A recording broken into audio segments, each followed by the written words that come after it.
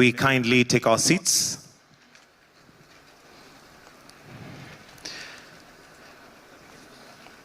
Your Excellency, Professor Abraham Kithure Kindiki, Deputy President of the Republic of Kenya.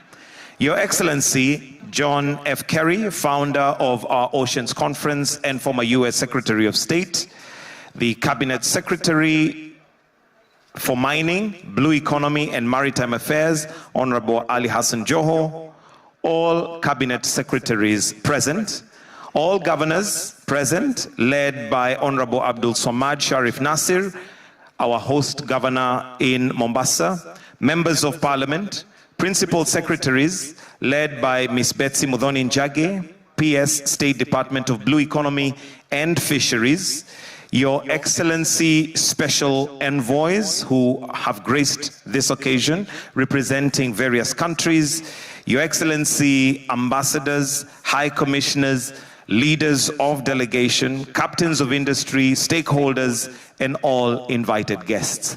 Your Excellency, with your permission, to start us off, Kenya is well known for its hospitality, culture, and as the younger people would call it, good vibes. So we'll start with the Sengenya dance, a traditional dance of the Digo community of the larger Mijikenda. Mijikenda are found in the coastal region, and it is performed during happy occasions to celebrate major milestones, welcome honored visitors like yourselves, and mark moments of pride as Kenya shows off its beautiful culture and sheer beautiful coastal shoreline, which we hope our visitors will be able to interact with as they continue with this conference. This performance carries the spirit of resilience and pride of our coastal communities of Kenya and the welcoming hospitality of Kenyans. Why don't we put our hands together as they take the stage for a short piece of entertainment. Karibuni.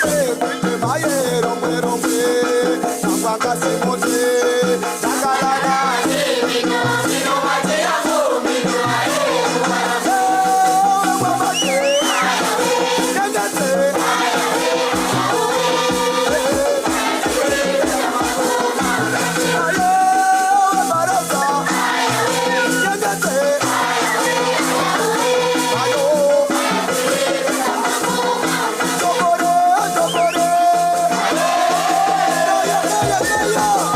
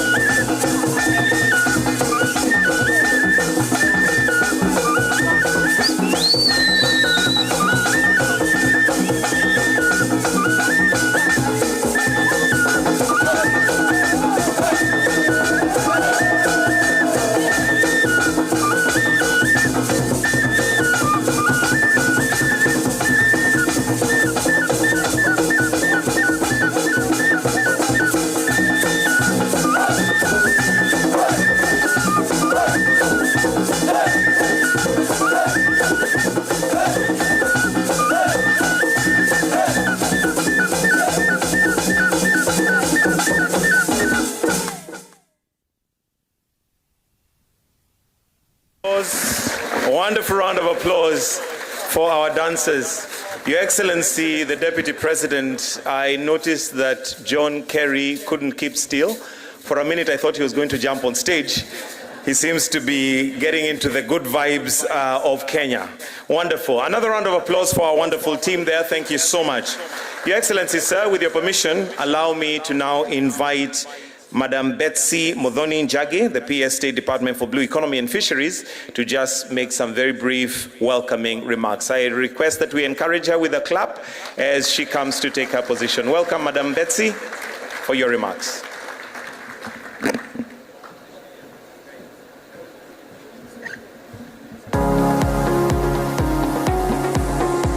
Thank you, Michael.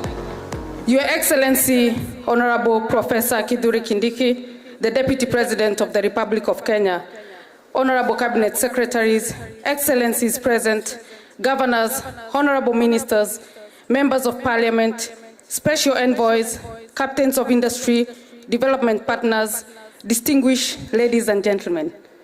Good morning once again. Karibu Kenya, Karibu Mombasa. It's my great honor and privilege to welcome you to the 11th Our Ocean Conference, hosted here in the beautiful coastal city of Mombasa. We are deeply honored by your presence and grateful that you have joined us from across the world for this important gathering dedicated to advance ocean conservancy, sustainable development, and collective action for our shared future. Your Excellencies, allow me, because this was made possible with various partners, but on behalf of the Secretariat, I want to welcome Ms. Cynthia Balzuna, the Global Deputy Director of Ocean Program at the World Resource Institute, which serves as the Secretariat of our Ocean Conference. Cynthia is a former Vice Minister of Water and Ocean Affairs of Costa Rica and has worked with various governments, international organizations, and partners around the world to convince them and advance on ocean action, sustainable ocean planning, and the implementation of ocean commitments. We appreciate her leadership and the continued support of the WRI in making the Ocean Conference a platform for meaningful global action. Welcome, Ms. Cynthia.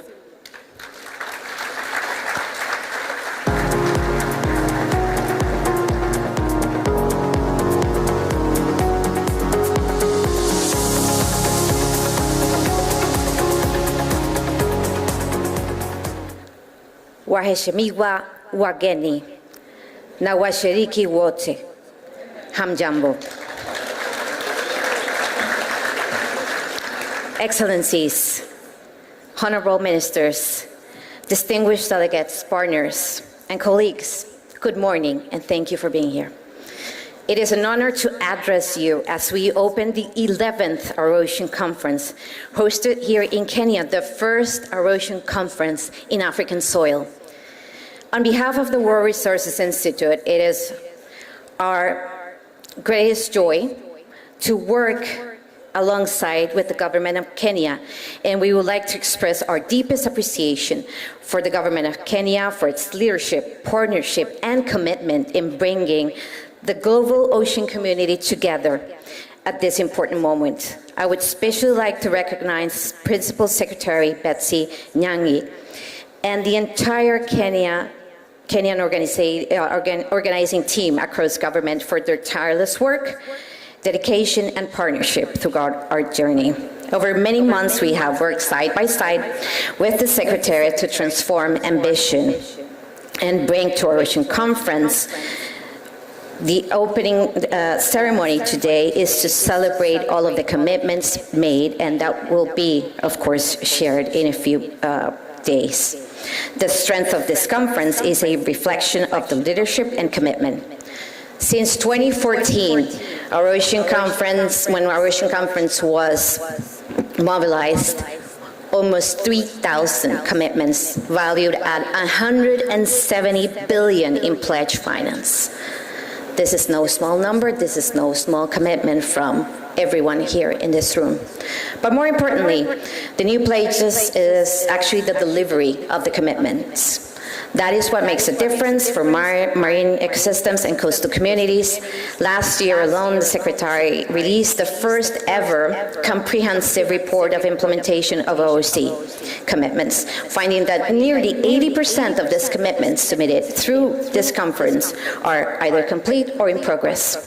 As the Secretary, WRI is committed to ensuring the Ocean Conference continues to drive the transition from announcements to action, while also promoting accountability, transparency from commitment makers. This is why this morning I'm pleased to announce 2 new reports that will be that have been commissioned by the government of Kenya and the group of countries that have previously hosted this Ocean Conference.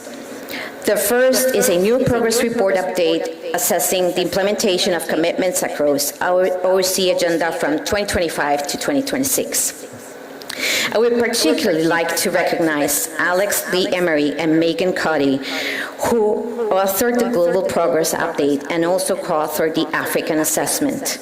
I would also like to recognize the Africa Report co-authors, Arthur Tuda, David Awura, George Waniki, Jacqueline Uku, and Rebecca Shirley.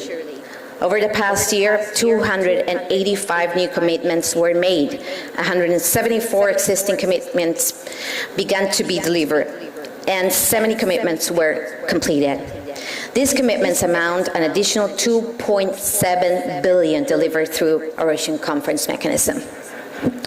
In a time of increasingly contained funding, geopolitical instability, and diverse challenges demanding the attention of governments, the Ocean Conference continues to deliver and has shown the governments, civil society, and funders that this prioritizing has turned commitments into action.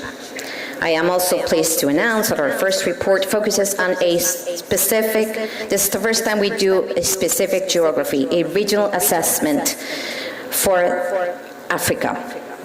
Over the last year, the Secretariat team has worked with local research partners to review a self-reported data, undertaking surveys and interviews with organizations around the world to understand the landscape of voluntary commitments made by Africa. So I'm proud to say that the assessment shows 12% have made by African governments or organizations or implemented in Africa. Those commitments include $14.3 billion in pledged finance across the OOC action areas. 40% of those commitments are complete, 38% are in progress, so only 22 standing, but closely reflecting progress being made. These commitments also reflect Africa's most critical ocean priorities, with commitments related to IUU fishing and the sustainable blue economy topping the list. As we bring this event to Africa for the first time, we look forward growing the participation of African governments and organizations in the process and seeing commitments data set reflect the impressive diversity of the ocean solutions being implemented across the continent. This is a key moment to shine a spotlight on the expertise, innovation, action, and ambitious commitments being made by African government and organizations. Commitments that were successfully implemented shared a few conditions: inclusive approach, build on local expertise and capacity, and most importantly, commitments makers contended with securing long-term accessible finance. Many commitments undertaken by African organizations rely on short-term project-based finance, resulting in a patchwork of impacts on the ground rather than systemic, meaningful change for the ocean ecosystem and coastal communities. These findings, along with the wealth of other areas, other data shared in this report, provide a solid foundation and a key lessons learned to support effective, meaningful, and timely implementation of future commitments made by Africa. It feels especially appropriate that we usher in the second decade of our Ocean Conference here in Africa, home of the world's youngest population, the fastest growing blue economy, and diverse, abundant marine resources that offer solutions to climate change, food security, sustainable jobs, and much more. The future of our planet and our global ocean will be decided here. We look forward to continuing to the Ocean Conference to be a key platform to grow Africa's ocean ambition, unlock resources to sustain that work, and empower local leadership. Thank you. Asante sana.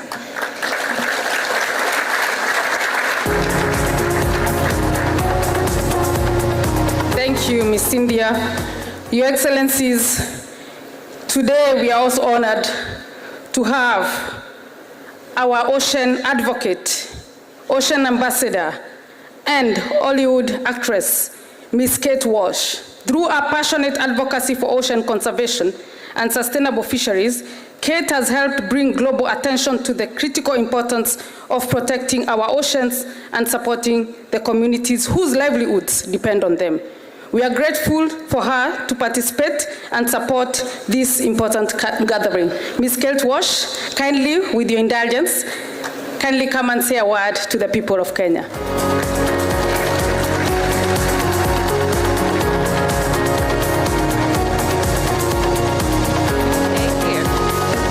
Good morning. I'm just going to say a quick hello because you're going to hear from me later, so I don't want to bore you too much, but I'm so grateful to be here in such esteemed company. I thank you. I can't say no to Betsy. She asked me again to make an impromptu hello, so here I am, but I have more to say later, so thank you so much. And yes, that's it. Thank you, Ms. Kate Walsh. On behalf of the Kenyan government and the people of Kenya, I sincerely want to thank each one of you for taking time to be with us. As we engage in the meaningful dialogue, forge new partnership, and advance ambitious commitments over the coming days, we hope you will also experience the warmth of the Kenyan hospitality, the beauty of our coastline, and the richness of our culture and heritage. Our theme, our ocean, our heritage, our future. We wish you productive deliberations, successful outcomes, and a memorable stay in Kenya. Karibuni sana and welcome to the 11th Our Ocean Conference. Thank you so much. Thank you, PS Betsy. Thank you. Your Excellency, next I'll invite the governor for Mombasa, which is the county which we are in. And Mombasa has a famous saying that it's easy to come in, but very difficult to get out. And I'm sure he'll highlight on that. Let's put our hands together as we welcome Governor. Your Excellency, Your Excellencies who are here, Karibuni Mombasa. I am here for two reasons. One, as your host, and two, as a major stakeholder within the oceans. As your host, first of all, a few tidying up that we need to be able to clear on. One, we have been able to arrange for shuttle buses for all of you, and we've got chaperones for each and every one of you in case over the time that you're not required, you do not have to just be sleeping in your beds. You can be able to enjoy Mombasa, and we're going to be able to take care of you during that stay.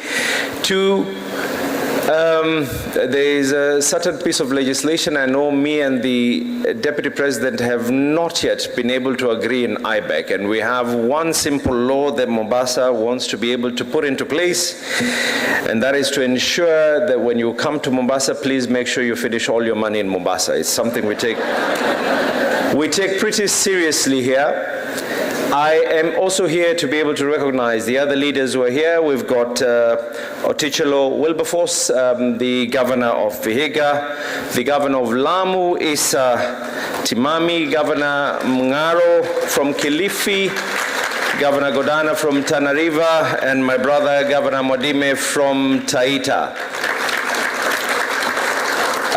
We also have quite a number of members of parliament. I want to congratulate my brother Hassan and the whole ministry for pulling this through. We have members of parliament from different parts of the political divide in this country, united for one particular cause, and that is ensuring that our oceans are going to be in safer hands.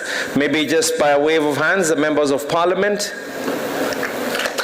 There you go. And I want to personally, this is a personal recognition, I want to recognize the presence of our mother, Mama Ida Odinga, who is here, a special mother to a number of us. As I was, for the last 3 days, the Cabinet Secretary has always been asking me, what are you going to talk about when you get there? And I had a whole written speech. But looking at the faces that are here, I would prefer speaking from my heart, not speaking from something that has been prepared on my behalf. As many of us here, we grew up in the ocean. As a son of the ocean, I can still be able to remember the gulp of seawater when we were trying to swim in the ocean, the taste of seawater, the itchiness that your eyes get when you try and swim freestyle in the ocean, the sand in your hair. But something that is more memorable to me, Your Excellencies, is when I was growing up, we used to visit the old port of Mombasa. And at the old port of Mombasa, the sea that was there, one thing that is still visible in my imagination is the fact that we used to see tiny little coral fish swimming there.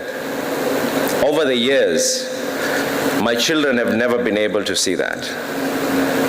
My children have to go to a conserved area to be able to experience and witness what I was able to witness freehold. We cannot make excuses. This was caused by man's greed and man's ignorance. The onus is in all of us here, individually and collectively. And despite the burden of a very, very impatient population that we all govern, despite the burden that some of us comes from different political areas where laws govern us in different ways, we have a responsibility to be able to act, and not act tomorrow, but to act now. As a county government of Mombasa, I'm glad to state we have worked with the shipping industry and the port industry, and I want to congratulate and thank the stakeholders. We, over the last 2 years, started managing waste that was coming out from the vessels. As we speak right now, whether it was by coincidence, definitely not by design, but this week we're embarking on a very, very ambitious program to come up with waste segregation and recycling within the county of Mombasa, something that is definitely going to be reducing the waste that trickles down all the way to our oceans. We are working on handling hazardous waste so that we do not kill something that is to be enjoyed by the future generations. We're currently working on financing our beach management units and our fisher folk so that they can be able to do further and way more.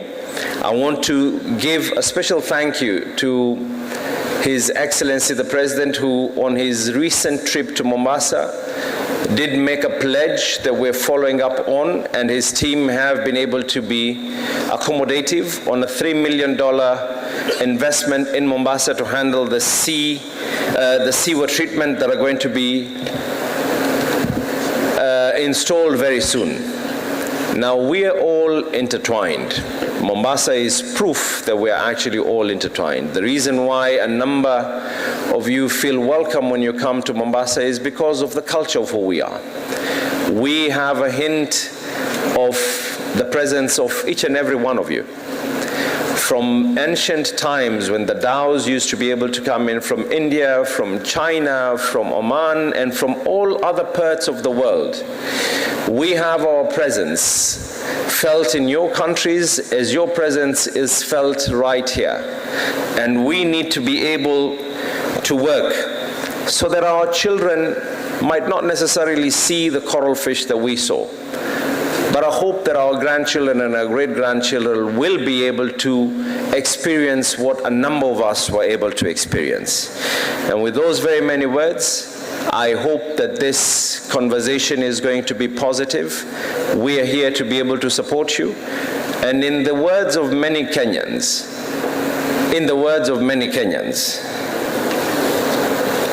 if we are able to act today, future generations will say tutam. Karibu sana waziri, uweze kuongea na wageni wako. Welcome, His Excellency. Thank you very much, and all of you enjoy Mombasa. Thank you very much. A round of applause for His Excellency, the Governor of Mombasa.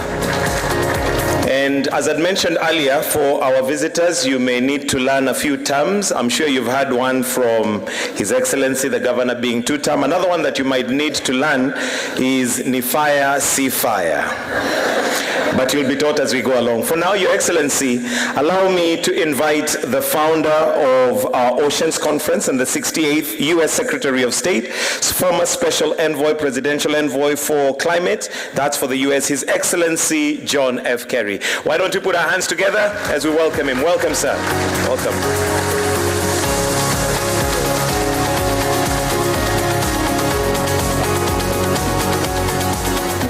Good morning, everybody, and thank you very, very much for a generous welcome.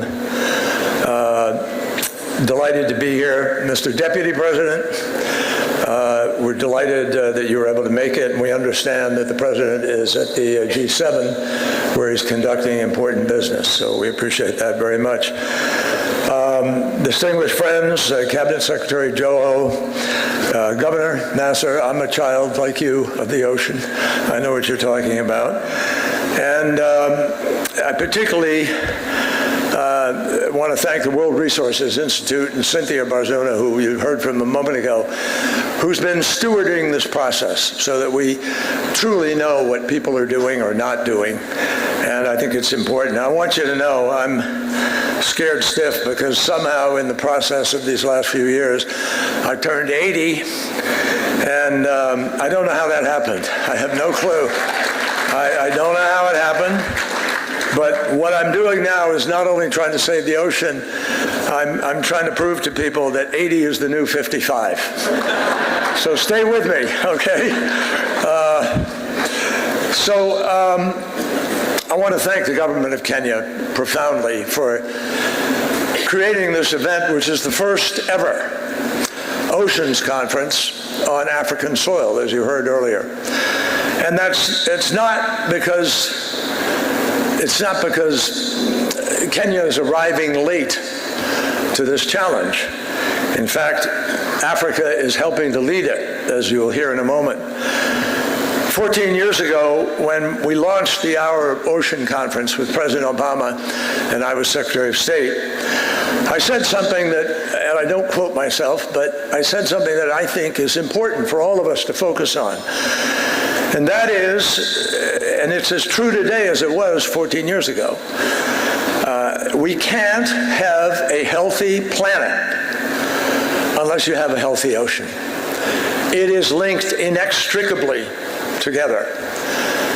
And so, think about what the ocean does for us every single day.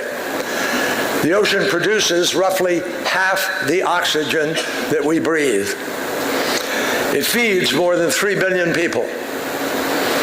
It supports the livelihoods, the jobs for hundreds of millions more people. And it carries approximately 80% of global trade, with some negative implications for what happens in the ocean. Perhaps most remarkably, my friends, the ocean absorbs roughly 90% of the excess heat that is trapped on the planet because of greenhouse gas emissions. About a quarter of the carbon pollution that humanity emits every single year, the ocean consumes. In other words, the ocean has actually been acting as Earth's life support system. And it's been protecting us. And the question before us as we come here to Kenya for this important meeting is whether we are willing to protect the ocean in return. Because the ocean is sending us a very, very clear message. The science is no longer warning us about a future problem. The science is describing a present reality. Ocean temperatures have repeatedly reached record high levels. I mean, off the coast of Florida last year, 101 degrees Fahrenheit off Key West. That's the ocean. That's as hot as a hot tub, which has to be gas-fired in order to get to that heat.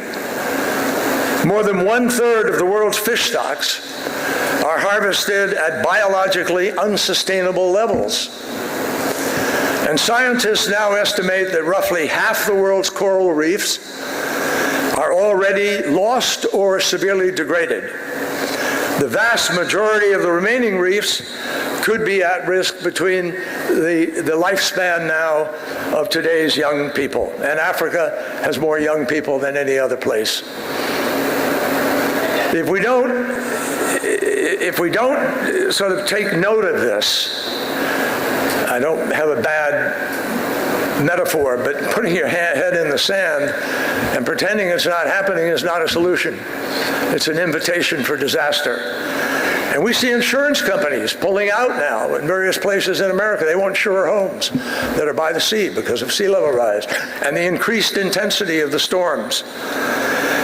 And we don't just care about the reefs because they're pretty to scuba dive on or to look at.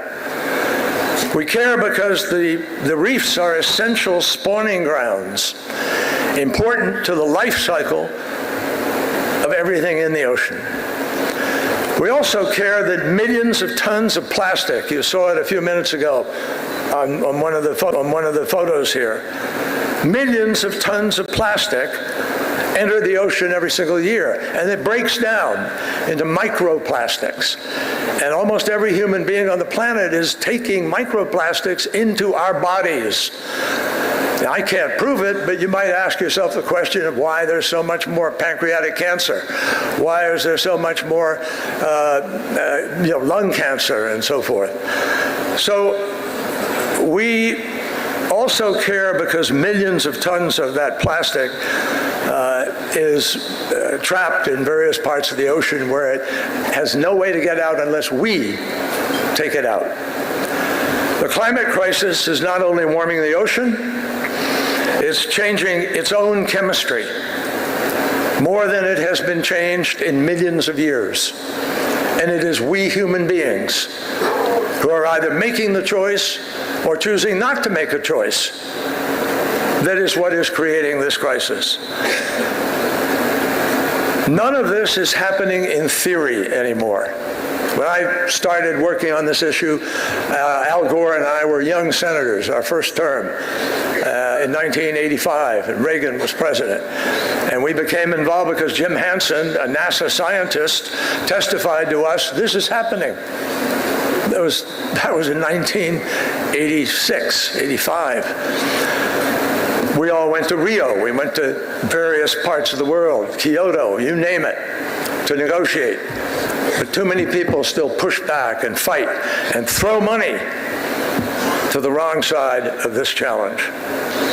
I have personally seen the costs of climate change because I've traveled the world. I went to Antarctica, I went to the Arctic, I went to Svalbard off Norway. I've been all around our planet. And I have seen the costs of climate change up close and personal. But I've also seen something else. I'm not here to scold. I'm not here to scare. Because I do believe we can still solve this problem. We still have the power to do it. And I've seen something else all around the world, and you're seeing it right here today in this meeting. Leadership, innovation, determination. Because while Africa has contributed the least of any part of the world to this crisis, it is increasingly now helping to lead the world's response. And that leadership is on display here and today, tomorrow, yesterday. That's why bringing our ocean to Mombasa is so important. Not simply because of geography, but because this coastline actually reminds us of something pretty fundamental. For centuries, long before climate summits and international conferences, the waters of the Indian Ocean connected Africa to the wider world through trade, culture, exchange. And the ocean has always connected us, my friends.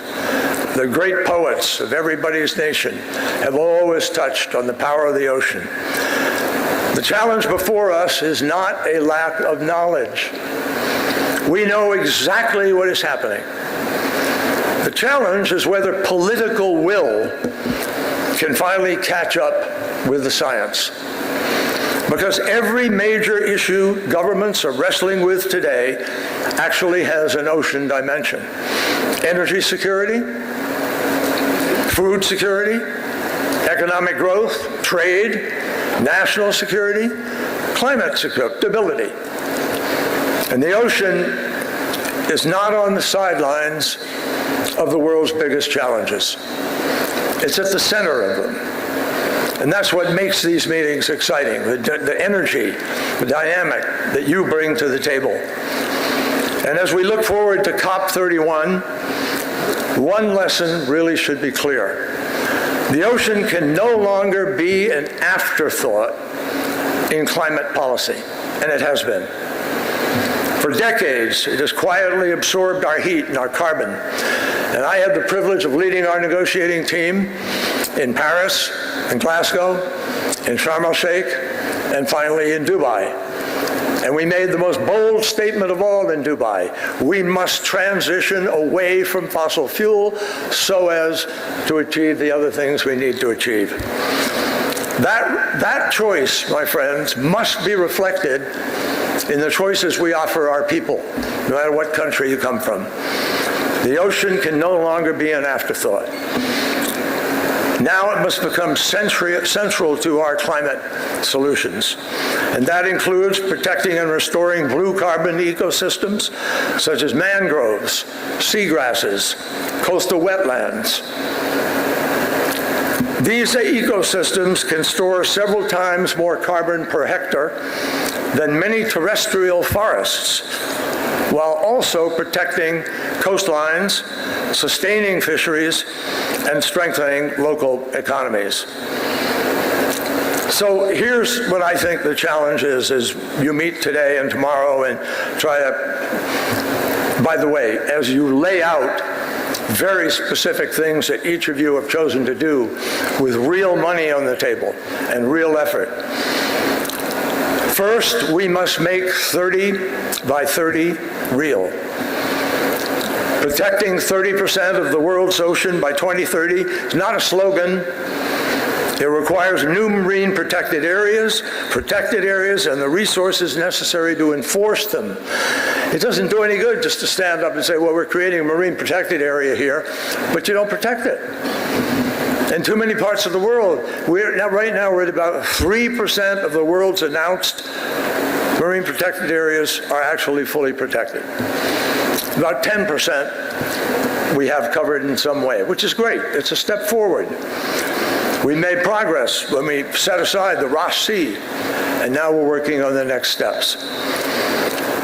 Thirdly, we must bring the High Seas Treaty from promise to practice.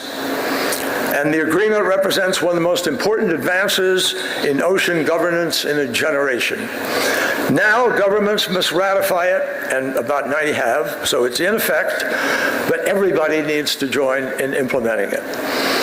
Fourth, we must intensify the fight against illegal, unreported, and unregulated fishing, a practice that robs coastal communities of billions of dollars, a practice that undermines honest fishermen, and that threatens food security around the world. So finally, my friends, we must dramatically increase investment in resilience, adaptation, and blue carbon ecosystems. And nobody's happy that we have to do that, but the reality is if we don't do that, many more people are going to get hurt, and everybody's going to pay more in order to clean up the mess. Everything I just laid out is not an environmental goal. It's an economic goal. It's a security goal. It's a development goal. And yes, it's a climate goal. But when we launched this conference in 2014, we wanted more than speeches. We wanted people to come to the table with an announcement of specifically what they will do and when and how much it will cost. And that's what Cynthia and Bazuna and the World Resources and others are looking at. We know what's happening now with this money.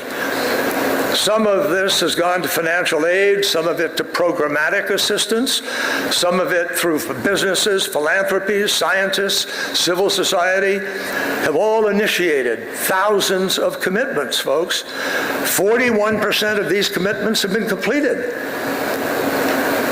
Tell me another conference that produces that kind of result. 41% are in progress, and only 18% are yet to commence.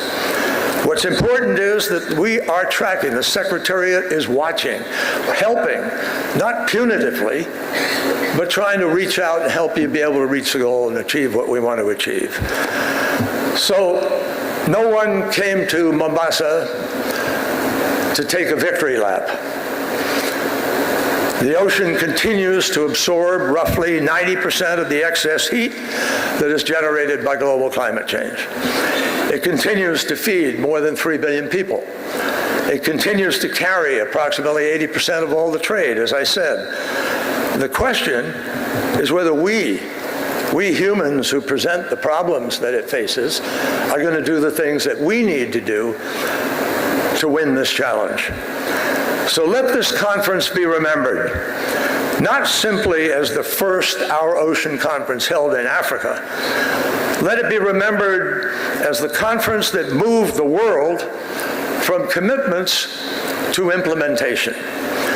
The measure of our success is not going to be in speeches. It'll be in the reefs that we save. It'll be in the fisheries that we restore.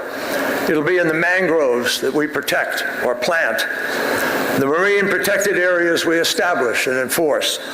And the future we leave to the next generation. The ocean has been humanity's silent ally for generations. The time has come for humanity to become the ocean's ally, and strangely enough, in our own interest. The ocean has given humanity immeasurably more than we ever acknowledge. Now it's our turn to act on the ocean's behalf. Thank you.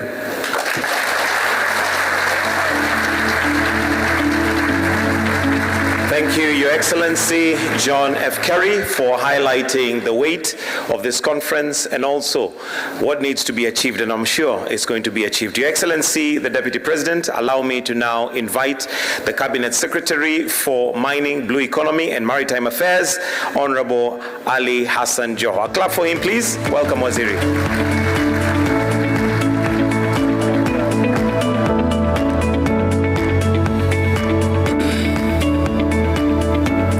Excellency Professor Kithure Kindiki, Deputy President of the Republic of Kenya, Excellencies, Honorable Ministers, Your Excellency Governor of Mombasa, Heads of Delegation, representatives of international organizations, development partners, members of the Diplomatic Corps, private sector leaders, researchers and academia, youth delegates, distinguished guests.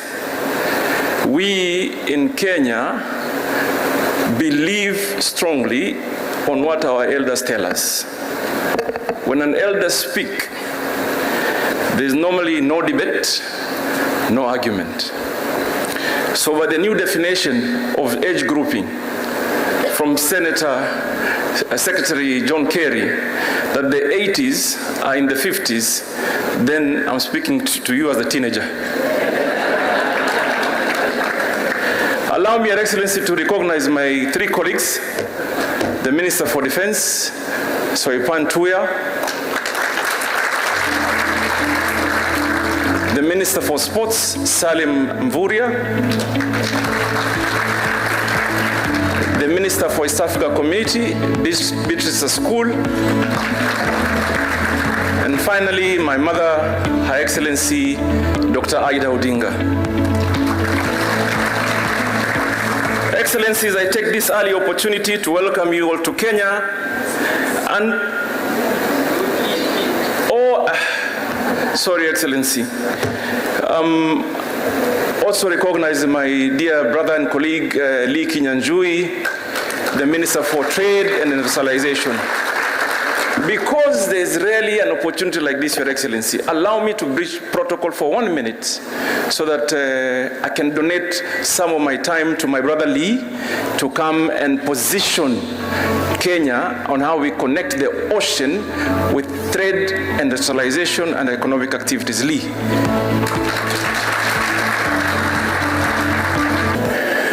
The Honorable Hassan Jeho, the Minister for Blue Economy. Allow me, Your Excellencies, to acknowledge our Deputy President, Professor Kithure Kindiki, the Secretary, John Kerry, and all the guests who are here observing all the protocol. Mine is very simple, is to say that for a long time, as has already been said, the blue economy and the oceans have not been given their due attention. And in particular, even here in Kenya, to also confirm that for the longest period, the issue around blue economy was within different departments of government and never consolidated. And I'm happy to see that over the last 4 years, we have since consolidated, we have a full ministry, and we have a policy so that we can realize the full potential of the blue economy. Allow me also to say that of the entire world, in Africa and in Europe and other places, proximity to the ocean is associated with wealth, especially in the West. The realization of how to extract wealth from the ocean, especially in the West and the Americas, is very high. However, in our continent, being next to the sea or the ocean is not an automatic ticket to wealth extraction. So again, as a continent, and also here in Kenya, we believe that there lies a huge opportunity for us to come together and put the oceans where they belong. And for that matter, allow me just to outline two issues. One is that Kenya has a 600-kilometer coastline. Within this coastline, there is fishing, there is logistics, there's everything. And within our plan for joining the entire continent in the Africa Free Trade Area, one of our biggest challenge is that it takes between 45 to 60 days to move a container from Mombasa to Ghana, whereas it will take 5 to 6 days to move it to the Middle East. So the area around transshipment and reducing cargo time and the cost of freight is going to be a major issue. And I'm happy to note Kenya, especially through our Lamu port, is keen to play this role. And we are therefore inviting the blue economy community into seeing how we can be able to work around this. Lastly, allow me to say that we are aware that, again, in the oceans are many hotels. In terms of the cruise ships that we have there, the cargo, and this is a major employer across the world. Again, here for Kenya, I want to encourage our shipping companies that if you want the best tech, if you want the people in hospitality, if you want the people in any area you want to think of, we have institutions that have been aligned to ensure that we provide manpower for the ocean and the economy around that. And I think this is an area we want to work closely to build and bridge the gap that is there. Again, on the last one, for Lamu, we have been in discussions with some of the shipbuilding companies, and we want to say that our deep sea port in Lamu is a huge opportunity waiting to be explored. It is deep enough for all the big ship builders that want to come, noting that across Africa, we have not been able to exploit that part. And I believe that part of those of you who are here, the companies that are here to look for opportunities, the shipping lines and everybody, this will be an opportunity for us to come together. Once again, I want to say my big thank you and welcome you to Kenya and Mombasa. Thank you.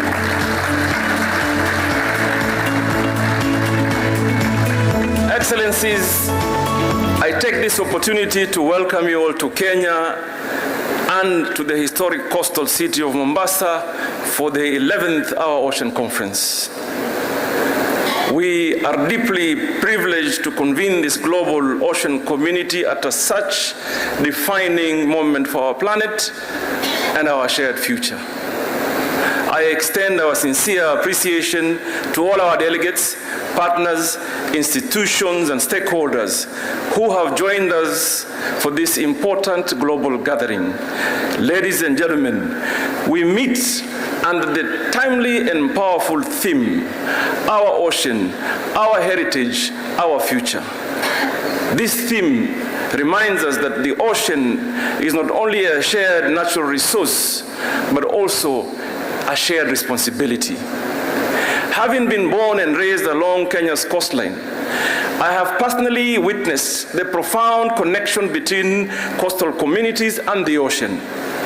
For generations, the Indian Ocean has shaped our identity, sustained livelihoods, facilitated trade, inspired culture, and created opportunities for millions of people across our region. Unfortunately, today, the ocean faces unprecedented pressure from climate change, marine pollution, biodiversity loss, habitat degradation, unsustainable exploitation of marine resources, and illegal, unreported, unregulated fishing. These, however, pose critical opportunities for us to address immediate economic, social, and security aspects affecting livelihoods, food security, resilience, and sustainable development. Distinguished guests, cognizant of the above, the government of Kenya is undertaking deliberate measures to unlock the immense potential in our marine and aquatic resources while safeguarding them from future generations through sustainable and science-based management approaches. Under the leadership of His Excellency President William Samoei Ruto, Kenya has prioritized the blue economy as a key driver within its bottom-up economic transformation agenda. Ladies and gentlemen, as we gather here in Mombasa, over the coming days, let this conference serve not only as a platform for dialogue, but also as a catalyst for measurable action and meaningful partnerships. The world expects bold leadership, practical solutions, and credible commitments that can accelerate the ocean action. I therefore wish to make a clarion call to all of us to accelerate implementation of the existing ocean commitments, establish a global blue economy investment facility for developing countries, blended finance mechanisms, increase investment and climate finance for ocean-based adaptation projects, accelerate implementation of the High Seas Biodiversity Agreement, strengthen regional fisheries management and action against IUU fishing. Additionally, we need to create an enabling investment environment for launching the Blue Bond and other resource mobilization strategies for the ocean investment. Kenya stands ready to work with all partners in advancing shared vision for healthy oceans, resilient communities, and sustainable prosperity. History will judge us not by the promise we make today, but by the actions we take to secure the future of our oceans. I wish to express my sincere gratitude to all development partners, sponsors, organizers, technical teams, stakeholders, and volunteers whose dedication and commitment have made this conference possible. I extend my special appreciation to the people of Mombasa, whose governor spoke from the heart. Later on, we will want to find a cardiologist to look at that heart. And we will leave to the commitment. But thank you, Governor, for hosting us. Yesterday, you took some of the delegates to some dance, even though you got them to dance, but you never danced. And that's why we'll find a cardiologist to look at your heart. I extend special appreciation to the people of Mombasa for their warm hospitality and continued stewardship of Kenya's coastal heritage. And once again, I warmly welcome you to Kenya and to Mombasa and wish you fruitful deliberations during this conference. Your Excellencies, they said, so there's a famous saying, it goes in Kiswahili, kuingia Mombasa ni harusi, kutoka Mombasa ni matanga. And because, Your Excellency, you are a professor of law and a master in the British language, you will translate that for us when you come. Because it's very difficult for me to happily translate a funeral situation, so you will do it better than all of us.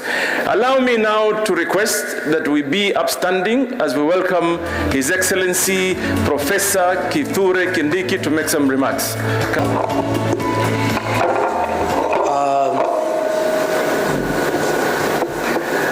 Wow, we are too many. We are very many, and this is great. That shows how important what we discuss here this morning is. Excellencies, heads of delegations, Secretary Kerry, the founder of our Ocean Conference, and all the senior leaders from governments, private sector, civil society, ladies and gentlemen, colleagues and friends. This morning I stand here on behalf of the President and our hosts, for those who are coming from outside this country. President William Ruto would have wanted to be here in person for this session, but he's unable to do so because of scheduling constraints, but will be joining us before we leave this conference. So perhaps as we go towards closure tomorrow, he will be here physically, not just to interact with us, but also to be able to restate the commitment of this country and indeed the global community to the subject matter that brings us here today. And so, because I have explained in what capacity I stand here, I'll be very limited and careful in the things I say. But allow me to just reaffirm what colleagues who have spoken here have said, how important the oceans are to the survival of our planet. And I think we all appreciate that science tells us that the survival of our planet and the survival of humanity has a very close and permanent relationship with the health of our oceans. And therefore, for me, our gathering here is also an opportunity for us to reflect on the pressure that exists and that continues to be exerted on the oceans. And pressure that is human-made. And if it is human-made pressure, it means it can be managed, can be controlled, and the human activity that has exerted environmental pressure on our oceans can be addressed for the reversal of some of the effects that are undermining the health of our oceans. And therefore, we must appreciate how unsustainable the situation as it is today is, and work towards implementation of a sustainability program. And as just been said by Secretary John Kerry and other speakers, moving to action and impact. Kenya has been associated with the global debates on the oceans for quite a bit of time. 50 years ago, Kenya took a very, very active role in the debates and the conversations that eventually culminated in the adoption of the UN Convention on the Law of the Sea in 1982 in the Montego Bay Conference. And that legal framework has helped to some extent to mitigate against anthropogenic pressures on the ocean, with commitments around pollution and also the management of the common spaces of the ocean, the common heritage of mankind and spaces that are beyond the national jurisdiction of any state. Excellencies, therefore, Kenya continues to participate as a member of the global community in these discussions. Fast forward in 2018, together with Japan and Canada, we hosted the Conference on Sustainable Blue Economy in Nairobi, co-hosted. In 2022, together with Portugal, we co-hosted in Lisbon the second UN Conference on the Oceans. And therefore, we are happy to be part of this ongoing conversation. And I must say, therefore, the creation of a special ministry responsible for the blue economy and maritime affairs is not an accident, it's not an afterthought, but is a continuation of a long journey that this country has traveled in terms of focusing our attention as we look towards contributing to a healthier and safer environment and the oceans. I must commend, as Secretary Kerry, the founder of this initiative that brings us here today, and I hope this edition will meet to the standards of the dreams and aspirations of the founders of this initiative and will build on the successes of previous conferences to strengthen cooperation and accelerate implementation, to create synergy, and also to make sure that we promote policy coherence, boost scalability of action, and secure the positive impact that we look for.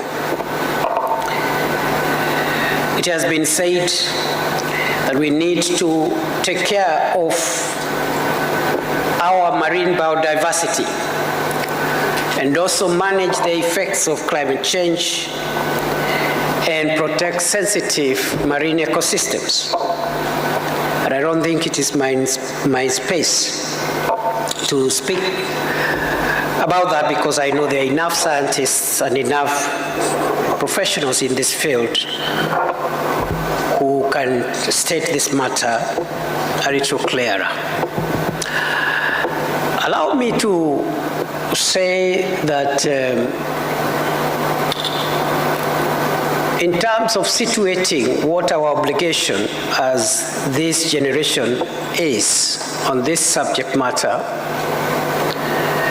it has been said that we do not inherit the earth from our ancestors. Instead, we borrow it from our children.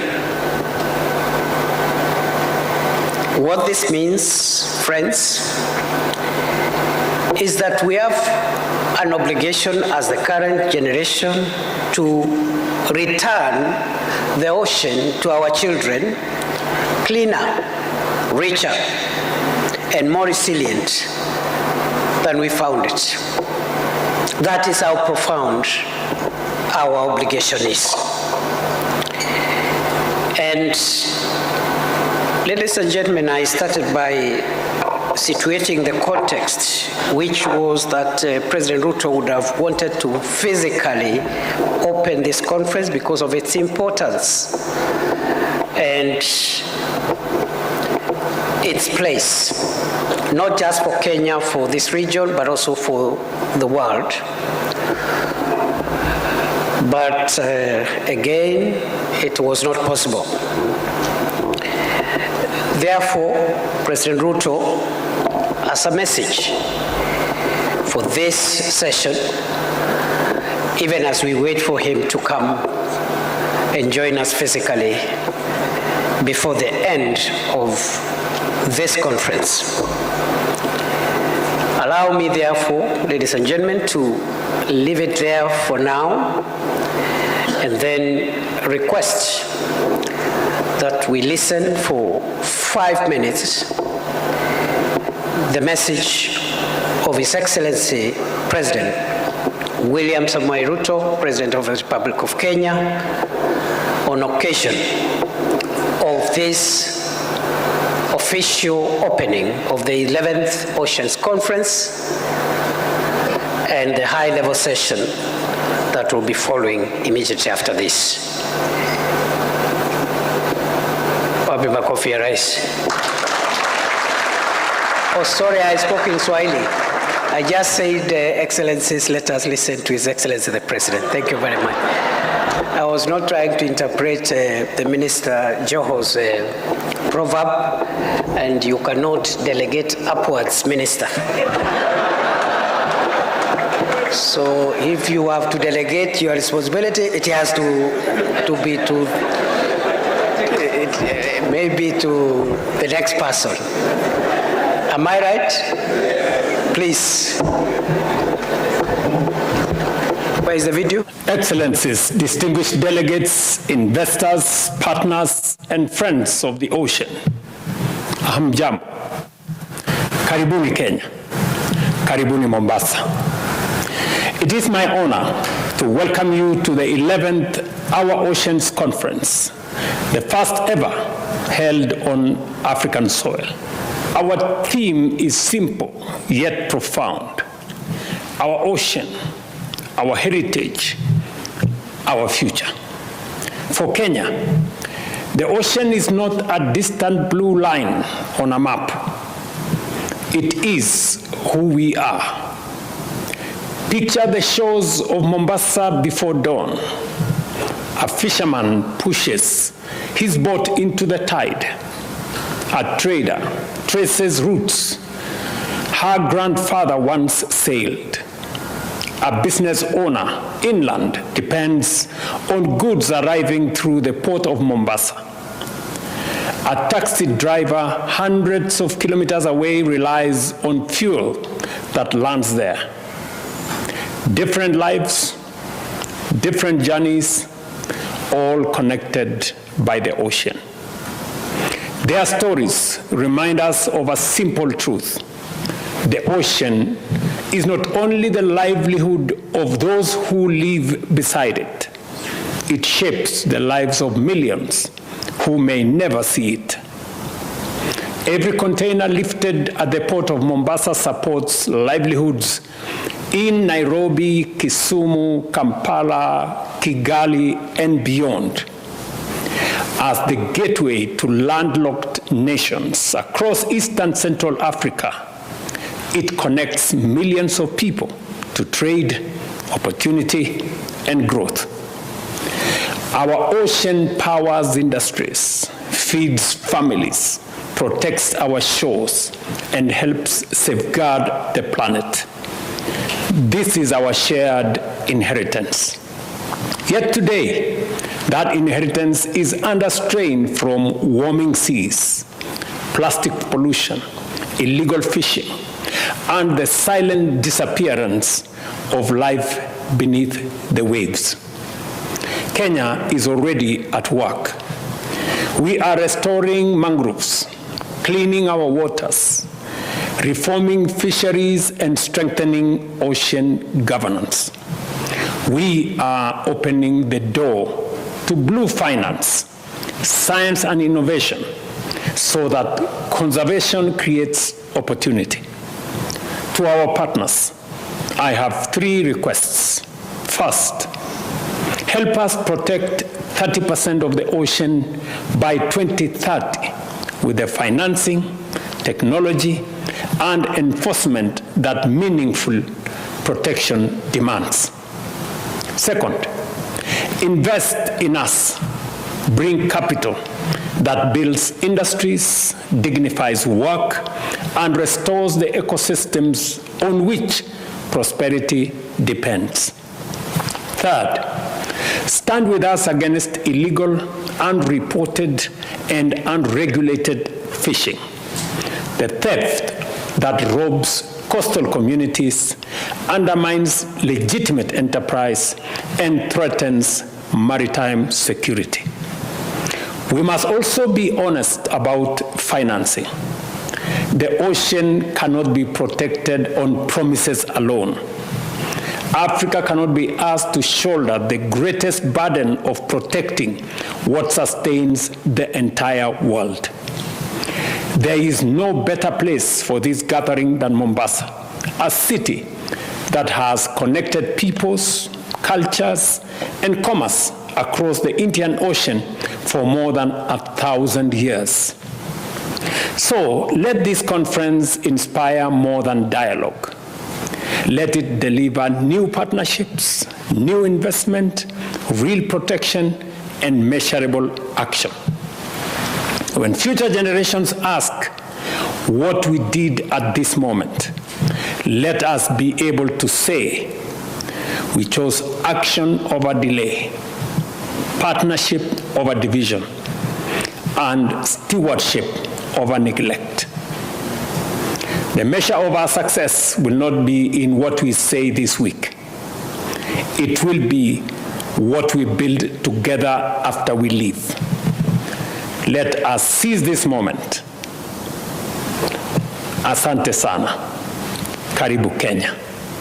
Karibu Mombasa.